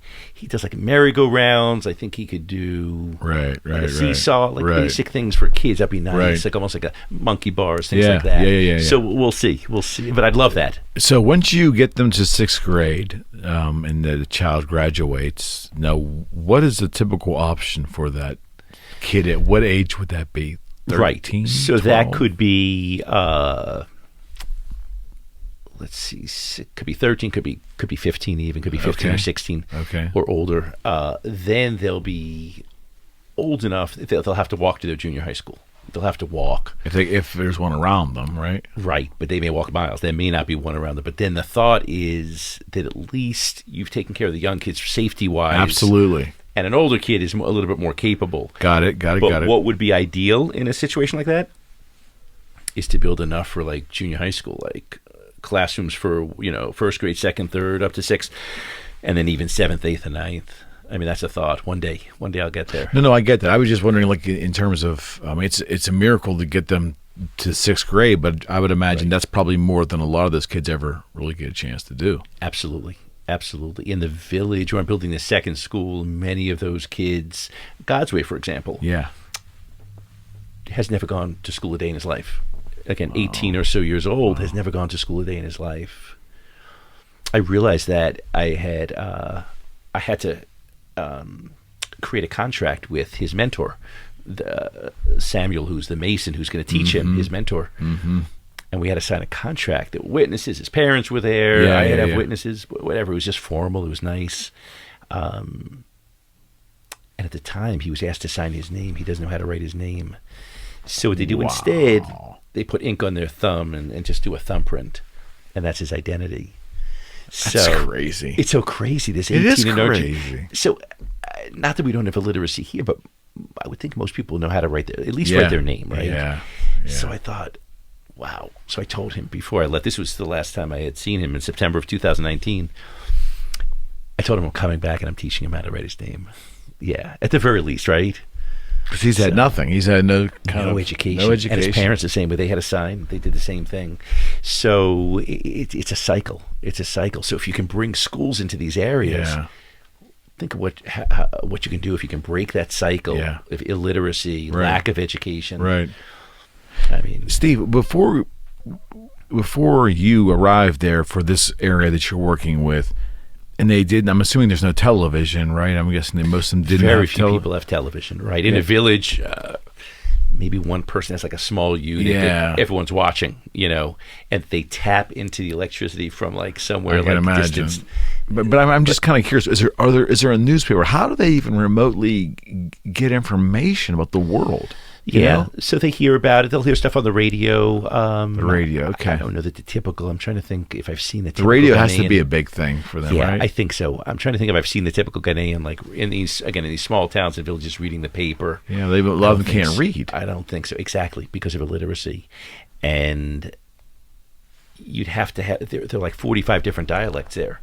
There's no, English is the national language, but only the educated people speak English. So it's radio. It's radio. I didn't even know that English was the national language there. Yeah, they're learning that in school. So school students learn English in their school, but in their home, they're typically speaking their tribal language. So it's years before a kid will be able to dialogue with me. Wow, even that is grade school kids. Most of these kids in this school kind of just look at me. Maybe they understand a few words. They don't speak English. But as they get up in the years and they're exposed to it more, they'll learn to speak English. So on your first school, how did you find teachers? How did you go about acquiring the teachers you needed? So, because Steve Green didn't want to be hiring and firing people. So basically what I do, and I'll do it with the second school this coming month, I hand the school over as a gift. I hand the school over to the Ghana Education Service, kind of like the Pittsburgh school system, the public school system. And you trust them? Yeah, well, I have to. So I still have my still have my handprints all over the school. The headmaster and I talk about a lot of stuff. But just hiring and firing, getting a headmaster, getting teachers, they become government postings. They become public. I understand. Because it would be impossible from where I sit. It would be privately run school would be impossible. It'd be impossible for me. Yeah. Not living there. Like if I wanted to, you'd be absentee and there'd be too much going on. It'd be crazy, right? Okay. So the government does that, and they have the standard curriculum. But when I talk to the headmaster about maybe bringing in vocational training, he loves it. I'll run it by the Ghana Education Service, let him know the school's going to be used for that, but they don't push back. They don't push back. Let you do whatever you want. Anything I want to do. For them, it's just addition. You're adding something. Of course, have at it. So standard curriculum during the day, so reading and writing and arithmetic and all the fundamentals entered, I'm guessing, in maybe an intro to science of some kind. Right, science. They have religious and moral education. They do that. They have IT, which is interesting because most schools never have computers. So How about that? They're learning theoretically on a blackboard what a keyboard looks like. Wow. So if I can bring in computers to these schools, it's amazing. Now they can functionally see a keyboard, Yeah. learn what a document looks Right, like, see right, Microsoft right. Office. It's amazing. Does one teacher teach that group of children all day, or multiple teachers during the day? For the older kids, kind of like in America, as the kids get older, like in junior high school, they would have different teachers. specialized. Right. They could have an English teacher, science teacher. But the basic history, English, Ewe, their tribal language, again, IT, those are the basics, religious, moral education. Are there That's it. any opportunities at all for any of these kids, college-wise? Any community college? It's Could anyone tough. get lucky and somehow get in? Yeah, if you don't come from a wealthy family or have a sponsor to help you or really work for years, you might be able to save over the years. College is pretty expensive there. It's very few that get that far. But some people, if they really are determined, they'll save, they'll work small jobs, they'll save money for university and try to get in. But it's tough. A lot of people don't end up there. I can imagine. Well, even if you got in there, would there be a job waiting for you when you finish? That's a good question. And the unemployment rate there is astronomical. A lot of university graduates are walking the streets of Accra, the capital, looking for jobs. The industry is just limited, whether you want banking or to do law. It's very limited. You said fishing is part of the economy there, right? Big, yeah. Fishing and farming. So how's the fishing work? They go out on boats? On and they boats come back in? with those vast nets, I think. I've just heard about this. My friends do this as side jobs. Okay. So they'll help the fishermen with that. I haven't done that yet. Is that on your list of things to do when you come back? Maybe that'd be Get cool. some video of you That out would there be- with a big fish, the hat turned That would sideways. be cool. That would be cool. You got to admit, that would make a good video, right? Yeah, great video. You fishing. need to do a full blown documentary, man. I mean, a full Yeah. blown. Is that in your wheelhouse here? Absolutely. I'd love to. My video guy, we're talking about that. Are you taking Yeah. a video guy down there with you, or is So it someone he came. you He came. Alan came 2 years ago in February. Came for a week. Had the time of his life. Mm-hmm. Loved it. He wants to go back probably in 2022. Next year he'll come. Okay. Again for a week. But we have the vision of doing a documentary, right? And all these little storylines absolutely that are interesting, right? Let me ask you this question: would it behoove you ever to maybe look at would the talent to produce this already be down there somewhere, in maybe one of the universities, or maybe in the bigger the more modernized cities? Could there be a person or a group of people already with that kind of talent that you could bring on board to assist you with that? Sure, absolutely. Even in the small town where I'm at, there's a guy who does a lot of events. He's a big photographer who does weddings, funerals. He has a drone. He's helped me out. He's done some drone photography, so he would definitely be on board. Absolutely. So you could bring in. There's some photographers down there that I know. There's some talent. There's some amazing talent down I there. bet. It's just a matter of opportunity. How many Ghanaians down there can afford like a beautiful $1,000 camera and $200 lens and this? Very Right. few. Right. But I know a lot of them. They're not short on the willingness to do things. They're just Exactly. on the means. That's exactly They're short right. on the That's means. exactly right. But I have great photographers and great some drone people. Yeah. So we'll bring in a lot of I think it would be amazing to bring in a lot of the local talent. Okay. Yeah. You've had all these years to reflect on this entire journey for you. And you probably try to remember what it was like as you were your first trip, right, 35 years ago. Right. And what your mindset was and all that, and how that's all been crafted and changed. What would you say is the biggest takeaway for you personally as you sit here now, getting ready to go back again in the 35th year? Is that about right? Yeah. 35th year? I went in July of 1986. So yeah, almost 35. So the person almost you were 35 when years. you went there, if you can remember, because my memory's not the greatest, but in who you are today and how you view life, what do you think the biggest takeaway for you is, on a selfish basis, for you as a person? The takeaway. For me. Yeah. Wow. I think a few things. I mean, the value of opportunity. I mean, the value, what we take for granted, what was given to me by my family, parents, grandparents, that that nurturing opportunity is so much not always available out there. And I'll give you a story, and then I'll come back to the rest of the takeaway. But my first trip, one of the most haunting stories that I talk about now, that it still haunts me. I was playing with the kids. I was working at the hospital, so I'd play with the kids who were doing their homework with them, because the nurses lived on the premises. They had housing on the premises, so I would do the homework, help the kids with their homework. So we're out there doing homework, and a woman comes over with her baby wrapped around her back, probably maybe 3 or 4 month old baby, and she asked me to take that baby home with me to America. She said, "Will you please take my baby with you?" And I thought it was, a joke. I thought it was like, well, I'm not sure what you mean. And then I asked her again, and I realized what she wanted. She wanted me to give that baby an opportunity that kid would never had. It's unfathomable. Like, what parent would do that, right? What parent would want to do that? But yet, for her, that would have been the biggest blessing, for someone to be able to take that baby to America and give that baby opportunity.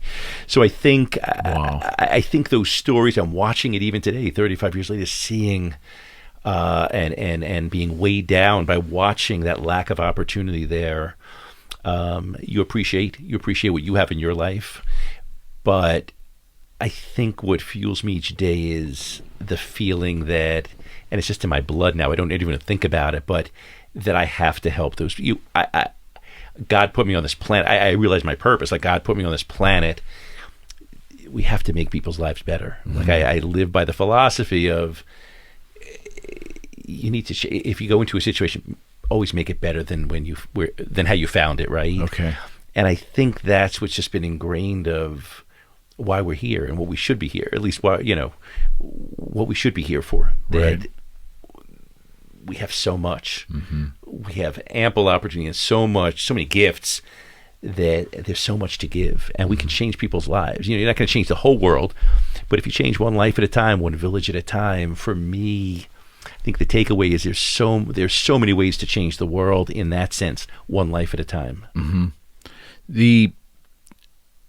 The times you come back from your trips, is there an adjustment period, or was there in prior years when you would go, when you were maybe younger in the game, so to speak? Yeah. Like, you would get home, like you were in so much poverty and doing all this really organic hands-on work, right? And then you come back to modern civilization. Is there an adjustment? It's hard, for you? Absolutely. It's still a little bit hard, not as hard, but definitely. I think there was like guilt if I went out. Like, early on, I couldn't even go to a restaurant.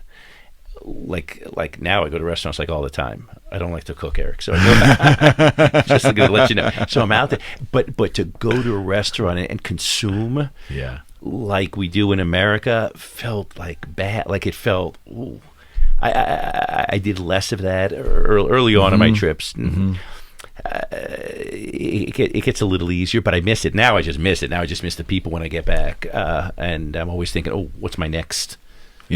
What am I doing on the next trip? Yeah, that you're such a forward-thinking person. You're probably one of the most forward-thinking people I've probably ever met. Wow. So, no, really, you do. You're always, I would imagine your brain works in a way where you're just constantly planning for everything. Am I right? Right, exactly. And some of it comes naturally. I mean, a lot by this year, 35 years in Ghana, but 10 years into the charity, a lot of it I know what I'm doing, but there's always new ideas. And if I can think of new things to do, that juices me up, and I love, wow, I can plan for this as the next step. Do you ever get a chance to really sit back and reflect, or you don't do that too often? I try. I'm running, like when I'm in Ghana, I want to start to do that. I find that I'm running a lot. I'm doing a lot. As I'm getting older, I want to slow it down a little bit and just spend time with the friends I have there and just really sit back and really just cherish the moments there. I think right now the last few years, as the projects have been moving fast, I feel like it's going a little too fast. I want it to slow down for me and just really just cherish it. Whether it's like hanging out at the beach or just slowing it all down. So I'm gonna start on this trip. I'll try. Right on. I think if anything, not being there for the last year and a half with coronavirus, like stopping me in my tracks from traveling. Right. I'll probably cry when I get to the airport, man. I'll probably cry with tears of joy when I get there. You know what I mean? Yeah, But, I so I get think it. I'm going to cherish it in a different way I this get it. trip. It'll be I get it. beautiful in a really amazing way. I'll just cherish. But I'd love to slow it down. I would. Did you, through this journey, have you taken photographs? Have you made it a point to take photographs when you were there? Yeah. So we do. I do a ton of photographs, video. In fact, that's what makes a lot of the videos. You can see them on my website, and it's what I present like at my golf outing. Like that's when I have a nice captive audience to show the work. Yeah. So there's some great stuff. Yeah. Yeah, and it enables you to look back easier that way too. I mean, it's like it's just such a long tapestry. I mean, you've in 35 years, the amount of people that you've touched down there is insane. Right. Really? Absolutely. That have touched me. Really. In reverse, that have touched me. Yeah. So I think at the last trip, I did more of those selfie kind of videos. I've never loved my face on the, like, I didn't want that to be the... But you're so beautiful. Right? But I never wanted Steve Green to be the face. I wanted the work to be the face of Hope for God. But sometimes you have to be the face. But you have to be the face, and nowadays, let's face it, with social media, that's what people want. They want to see that face, you know, actively engaged with it. So I did more the last time, and I can envision myself just kind of telling the story a little bit more first person. Okay. With the people around me. I think it'll be interesting. Instead of the photographs of the work, me engaged. It'll be nice. Certainly. Yeah. And it's exciting. It's exciting to me that you have so much passion to do this, because I go by the mantra that if you really aren't invested, I mean, really personally invested in what you spend a lot of time doing, then you're probably wasting your time. You know, and I think a lot of people do that. Yeah. You know, so when I see someone that's so, I mean, you've put your money where your mouth is with your time and your money, right? When you're down there, does it feel like your second home? Does it feel like home there? So much so. So much so. Like when I tell you that I'll probably cry when I get on Gutting and Soil, it's because it's my second home, and I missed it. And I missed it, and the people. You know, you told me about the smell last time you were there. It's a different smell. Because you said to some people it's offensive. It's beautiful. So I always talk about, I mean, Africa in general. You picture the vivid color, like when you picture their beautiful garments. They're very colorful. Yes. So you're struck by so many things. The tastes are very vivid, amazing food. Right. The color. The noise is a noise level there. Really? I didn't think about that. Loudness, especially in a congested town, it's loud, especially if a lot of people are outside. Okay. But there's this smell when you walk off and I love it. It's just, how have I described it? It's like a musty. It almost smells like burnt corn. I think it's the humidity. I think it's the mildewy humidity. It sounds bad when I say mildew, but it's not. It's. I love the smell. Okay. But I know I'm home. There's also, when you walk in the airport, there's the beautiful, in their tribal language, Twi, which is spoken down in the capital. It's Akwaba. Akwaba is welcome. So I love seeing that. But the welcome, I don't need the word. I just love seeing the people, the accent, the hearing. Yeah. That for me is home. And the smell, I'm telling you, it's beautiful. And I'll be greeted. My friend Senya will be there. My driver, I have a driver who takes me around. Yeah. And Senya will be there. So people are waiting to see me. So it is. It's a second home there. It's amazing. My friend, this is good. I've waited for you to be back in this room for so long. Right? I'm thinking, I think Steve might have forgot my name. I'm No. There was a little pandemic thing between us there. Yeah. They got wedged in there somehow. Yeah. So you a little bit fell through by the wayside a little bit, but like I said, I wasn't going to have. I tried my best not to have COVID. Halt the mission. Understood. I still even did my golf outing last year. I know you did. I did my golf outing. Oh my God, Eric! Like, you remember everything. By July, still things were canceled. Everything, weddings canceled. This event canceled. When I heard, I'll tell you the brief story. So the first thing, do you remember the first thing that Governor Wolf opened in Pennsylvania? We were still, I think, in the red zone. This was back in May. Was it golf courses? Golf courses. Yeah. It was golf courses. It made sense. It made sense. It's outdoors, right? So then I thought, all right, you know that phrase, like, why do you have to throw out the baby with the bathwater, so to speak? Right. I thought, wait a second, I could do the golf outing. Maybe I have to modify the dinner or the lunch. You have to modify that social part. Yeah. But I followed through with the course. They were excited about doing it, and we worked with the catering staff, and they were to the T watching every county regulation and Pennsylvania regulation, and we did it. We modified. We had only a certain number of people in the room. I had to split the dinner. Instead of all 6 o'clock, we had to do a 4 o'clock shift to spread people out. I understand. But it was amazing. Yeah. And I'll tell you, people, you made that happen. It was amazing, and I was so proud of it. I was proud of it because it was safe.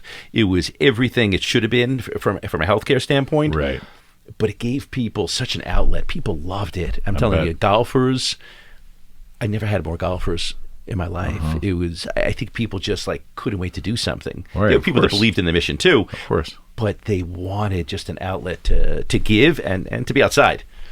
I probably drink a lot. They probably wanted to drink a lot, I think, right? I think a lot of drinking has been going on since Corona. Right. I know. Yeah. So, and we'll do it again this July. Right on. Yeah, July 17th. You're invited. Yeah, I'm a terrible golfer. I'm probably the world's worst golfer. That's good. That's perfect. No, You're the perfect I can drive the golfer cart, though. Hopefully we can all be in this. We can have multiple people in the carts now. Yeah. Was it one person per cart, or was you allowed to sit tandem? So if somebody insisted, it's interesting, early on in May, I think the regulation from Pennsylvania is there should be one person per cart. By July, the golf pro just basically went with what people want. A lot of them were fathers and sons or best friends that were hanging out anyway. Absolutely. So most people wanted to, they would not have wanted to be separated. Got it. Was one guy who asked me, and the golf pro was perfect. He said, whoever wants it can have their own cart. But it was all sanitized. Everything was done. Like it was sanitized ahead of time. But most people shared carts. Right on. We had 86 golfers. Yeah. It's impressive. It was impressive, man. It's impressive, It was man. impressive. And let me tell you, philanthropy, I thought philanthropy last year would be like down because the pandemic look, people are struggling. Yeah. Everyone was, it affected people's livelihoods. Livelihoods, to say the least.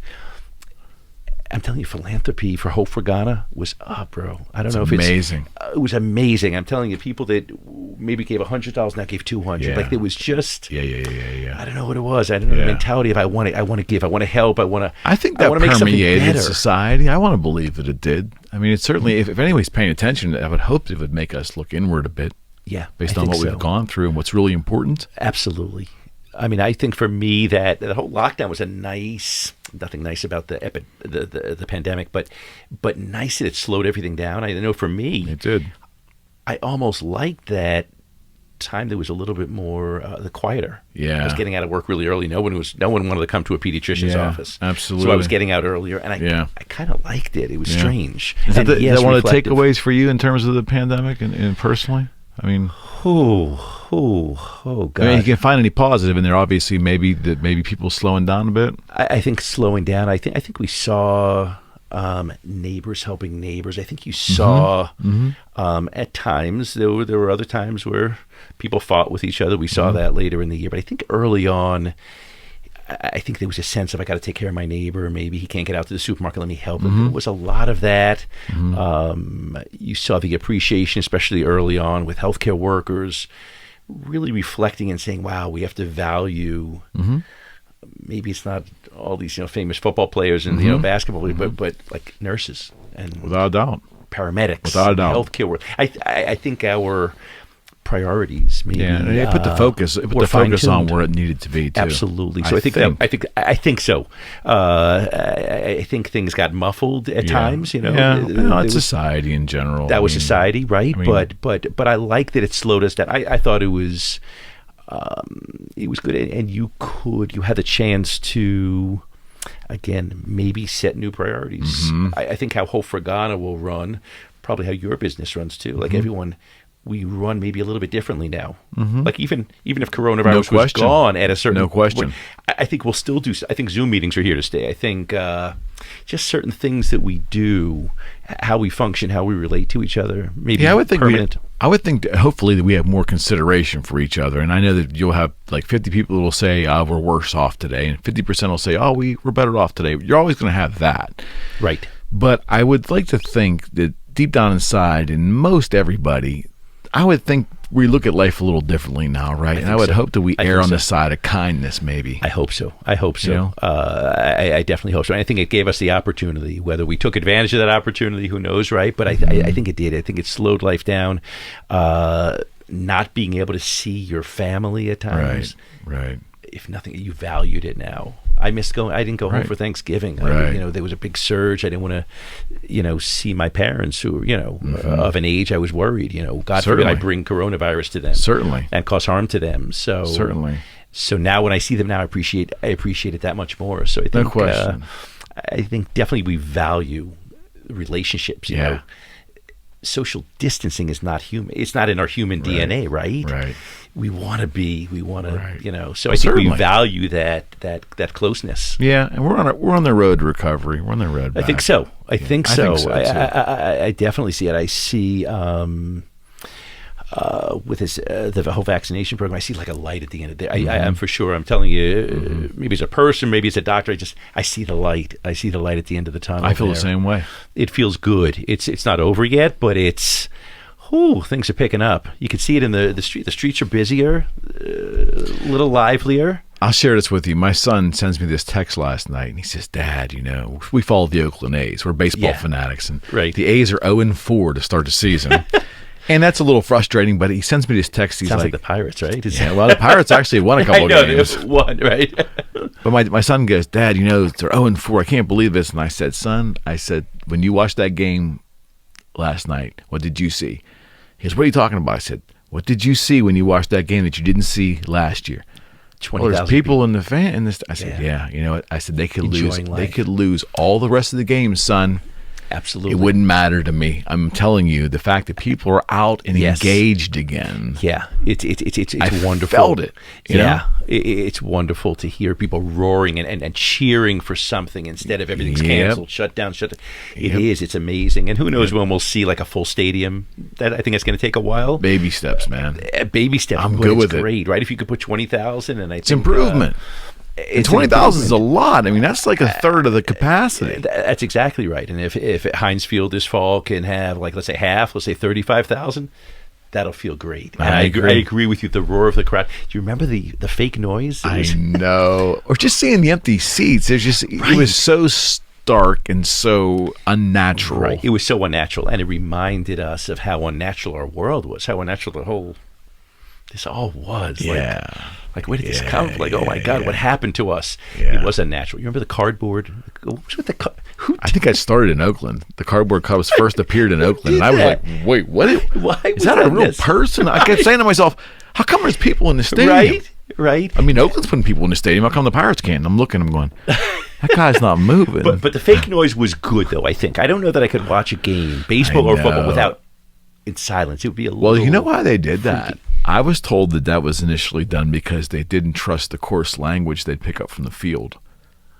That's why initially it was done, as opposed to then shutting it all off and having it just silence and have the announcers just announce it with silence. So they had to do something. Okay. So they piped the noise in and I turned the field down. Because I guess you could hear, I guess the field mics would pick up everything with no noise in the... That's really interesting. In the football, they had to be very careful with that too. Yeah, right. Especially in football. Especially in football. But it created sort of a sense.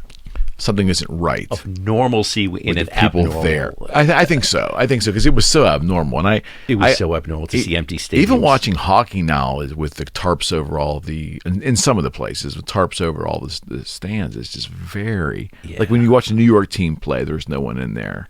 Right. Still... Right. Yeah, they're really conservative. New York City, anyways. Yeah, New York's been so conservative in terms of their baby steps are really baby steps. Yeah, I think so. But it was funny because I think Buffalo had a football game. There was a bunch of people there, like the Buffalo, and that's in the state. So I really was just weird. Like, I guess it was maybe more the city because it was so congested.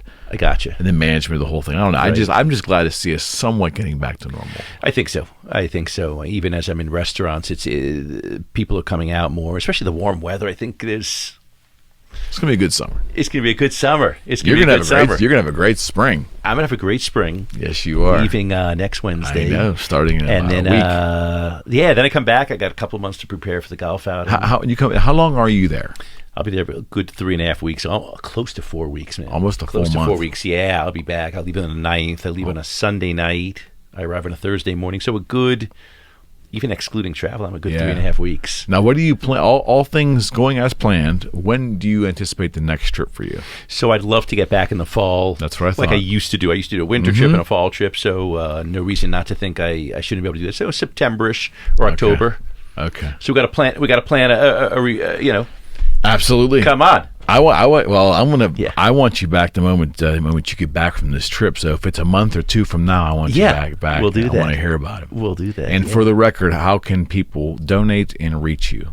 Give all the portals. Let me do it. So I have a great website, hopeforghana.com, Hope for Ghana, Ghana, hopeforghana.com.